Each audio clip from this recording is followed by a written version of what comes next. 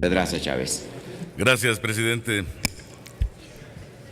Compañeros, venimos a discutir la propuesta del artículo 2, que entre otras cosas pretende fortalecer los mecanismos de protección a los derechos político-electorales de las ciudadanas y ciudadanos indígenas que pertenezcan a un pueblo o comunidad indígena y que se han visto excluidos de participar en los procesos electorales municipales, específicamente en diversos municipios regidos por el sistema de usos y costumbres o sistemas normativos internos.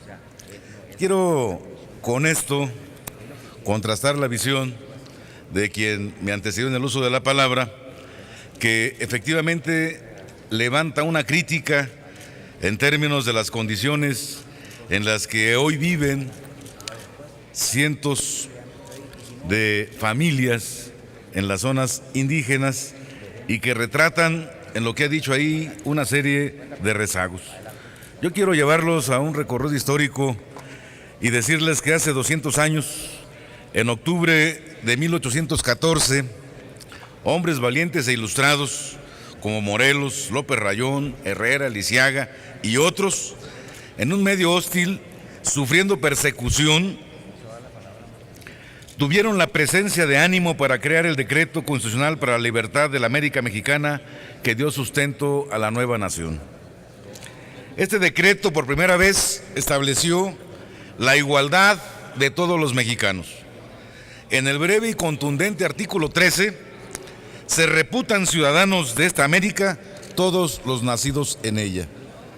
En este artículo concreta Morelos lo que proponía en la Constitución, en los sentimientos de la nación: que las leyes generales comprendan a todos, que la esclavitud se prescriba por siempre y lo mismo la distinción de castas, quedando todos iguales, y solo distinguirá a un americano de otro el vicio y la virtud. Esto pretendía y pretende todavía dar vigencia en la actualidad a las condiciones de vida de nuestro pueblo. El artículo 24 de ese mismo decreto dice que la felicidad del pueblo y de cada uno de los ciudadanos consiste en el goce de la igualdad, seguridad, propiedad y libertad. La íntegra conservación de estos derechos es el objeto de la institución de los gobiernos y el único fin de las acciones políticas. Visionario todavía y que reclama vigencia en estos aciagos días que vive nuestro país. En 1824, en la Primera República, a los integrantes de las clases subalternas, indios, castas, esclavos, mamumisos, siervos encasillados, estas serían gentes reconocidas en este documento histórico y que, sin embargo, las restricciones para su incorporación a la ciudadanía siguen siendo las mismas. Los principios no cambian la realidad. Las supervivencias corporativas impiden a los hombres y mujeres de las clases bajas participar en la vida social de nuestro Estado, no de aquel naciente, sino en este, y aplica perfectamente. Yo creo que esto nos actualiza. La dependencia económica, la necesidad de empleo, la persistencia de las costumbres de aquella época colonial, la sumisión a los corporativos tradicionales, el ejército y la iglesia los alejaban de la vida política. La historia no se detiene.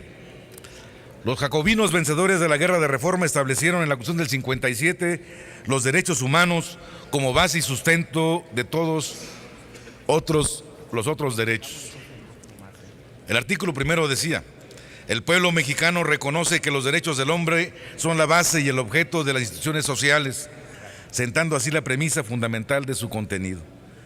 En la Constitución del 17 se retoman estos principios y añaden los derechos sociales que regulan las garantías de acceso a los beneficios de la sociedad moderna. Pero lejos estamos de cumplir el propósito. La igualdad ante la ley se minimiza ante las desigualdades sociales que persisten.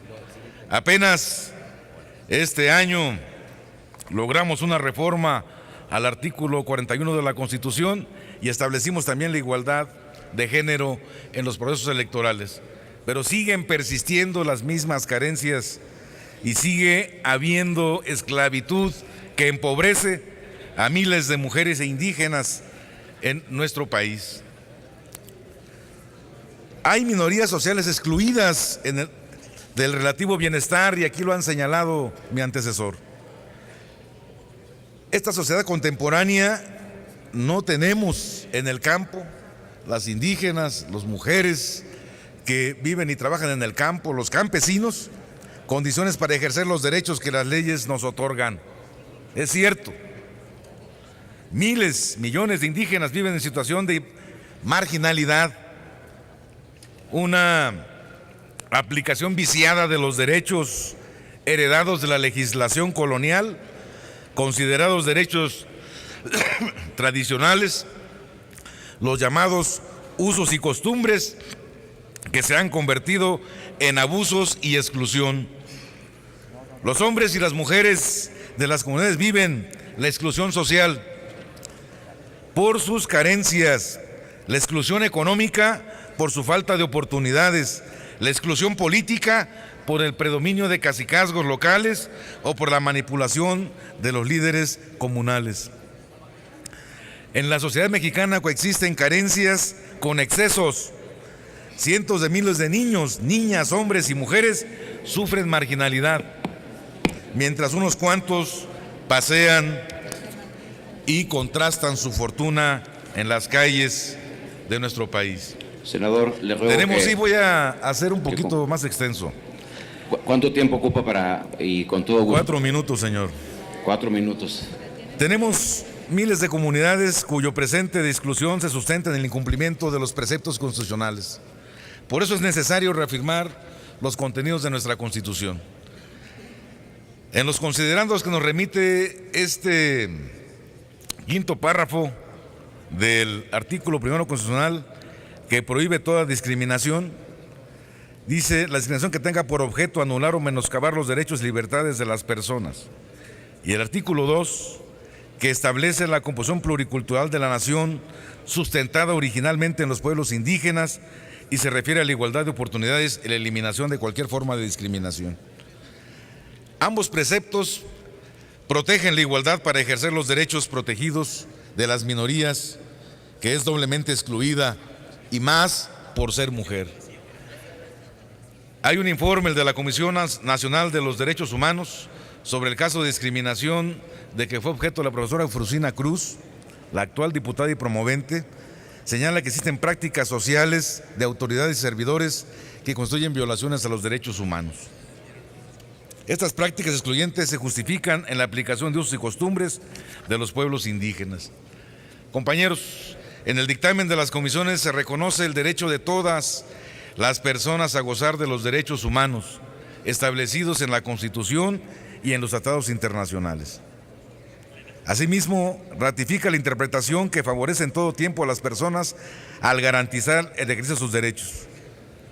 Esta propuesta de modificación al artículo 2 es con la finalidad de fortalecer los derechos políticos de los indígenas con un sentido de igualdad ciudadana y equidad de género. Por eso, cuando alguien sube y habla en contra de esto, pudiera tener una perspectiva de razón. Pero lo que busca esta reforma particularmente es cerrarle el paso a la injusticia. No es un capricho que apoyemos esta propuesta y esta minuta, porque finalmente nosotros creemos que de esta manera, paso a paso, es como vamos a lograr colocar la igualdad de las mujeres y de los hombres en comunidades indígenas. Por eso sentimos que estas virtudes se encuentran en esta propuesta de decreto, de dictamen, y que nosotros en el grupo parlamentario del PRD votaremos a favor. Muchas gracias, presidente. Gracias.